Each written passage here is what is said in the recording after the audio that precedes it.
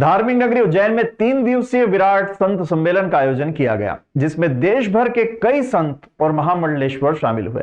संत सम्मेलन में साध्वी ऋतंभरा ने अपने ओजस्वी वाणी से श्रोताओं को मंत्र मुग्ध कर दिया। उन्होंने कहा कि 22 जनवरी को देश भर में दिवाली बनेगी। राम जी भारत का प्रथम स्वर है। बिना राम के भारत में भारतवर्ष कहां है। सभी को राममय हो जाना चाहिए। भगवान श्री अखंडानंद जी महाराज की 56वीं पुण्यतिथि महोत्सव पर परम पूज्य युग पुरुष महामंडलेश्वर स्वामी परमानंद गिरी महाराज की अध्यक्षता में विराट संत सम्मेलन किया गया, जिसमें देश भर के संत और महामंडलेश्वर शामिल हुए। विराट संत सम्मेलन में साध्वी ऋतंभरा मुख्य वक्ता के रूप में शामिल हुई। एक स्मरण करते हुए दीदी ने कहा कि 40 वर्ष पूर्व जिस चेहरे को देखा जाता था, आज वही चेहरा बदल गया है। 3 दिवसीय विराट सम्मेलन में संतों के द्वारा ज्ञान का अमृत बरसाया गया। उन्होंने कहा कि हमारी परंपरा में समरसता सामंजस्य के साथ ब्रह्म ज्ञान की ऐसी धारा बहाई है, जिसने सारी वेदों की धर्म दीवारों को ध्वस्त करके सारे जनमानस को एक बनाया है। उन्होंने राम मंदिर की यादों को बताते हुए कहा कि उस समय संघर्षों में बहुत सारी पीड़ाएं थी, पैर रक्त रंजित थे जो बहुत पीड़ादायक थे। इस बीच काफी अंतराल था।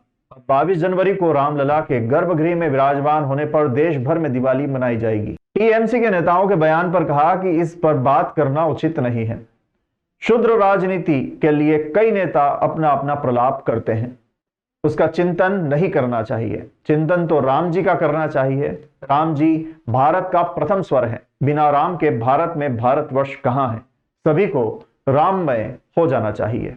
दोष नहीं है, इसलिए रूप बदलता है। डंका बजा के ऐसा नृत्य, इसे क्या बोला, हम लोग ठहाके मार के हंसते हैं, पर वो मंद मंद मुस्कुराते थे। उनकी मुस्कान गुरुदेव कहते हैं कभी कोई देख नहीं पाता था। वहां षष्ठी पूर्ति का कार्यक्रम था। जितने ब्राह्मण संत आए ना, सब की दक्षिणा का प्रबंध मानसिंह का। वाणी अमृत मैं सुन जिनकी वाणी अमृत मैं सुन जिनकी, उस ब्रह्म को आरती मिलती है, आरती मिलती दया से जिनकी। कभी तो थे नहीं, पर मुझे लगा होगा तो कभी कभी वो बीच में बोल देते थे, गाते गाते, मन बनो मन बना है हमसे। जिसने ये जान लिया मन मुझसे उत्पन्न होता, मन मुझ में रहता है, मन मुझ में लीन होता है। जागृत स्वप्न सुषुप्ति अवस्थाएं मुझ में उत्पन्न होकर मुझ में। देखो कोई काम करो, कभी कभी गाय पालने में भी गाय बीमार हो गई, बच्चा देते समय उसे तकलीफ हो गई, कोई और कमी आ गई, तो थोड़ा बुरा भी लगता है। देखिए, संघर्षों में बहुत सारी पीड़ाएं थी। पैरों में छाले थे, छाले रक्त रंजित थे, पीड़ा देते थे, दुख देते थे। फिर इस बीच बहुत लंबी अंतराल भी था प्रतीक्षा का, और आप जानते हो प्रतीक्षा बहुत अधीर करती है। लेकिन जो भी हो, सारी प्रक्रियाओं से गुजरकर 22 जनवरी को अयोध्या में श्री राम आ रहे हैं। इस बात का उल्लास नहीं, समोल्लास है, महोत्सव है, और पूरा भारत दीपावली मनाएगा, आनंद में डूबेगा, राम जी के गीत गाएगा, राम जी को गुनगुनाएगा, राम जी का होकर राम बनने की प्रक्रिया में संलग्न होगा। अब इस तरह के नेताओं की टिप्पणियों के बारे में कुछ बात करना उचित नहीं है, क्योंकि ये तो आनंद का उत्सव है। राजनीति, क्षुद्र राजनीति की वजह से बहुत सारे नेता अपने अपनी तरह के प्रलाप करते हैं।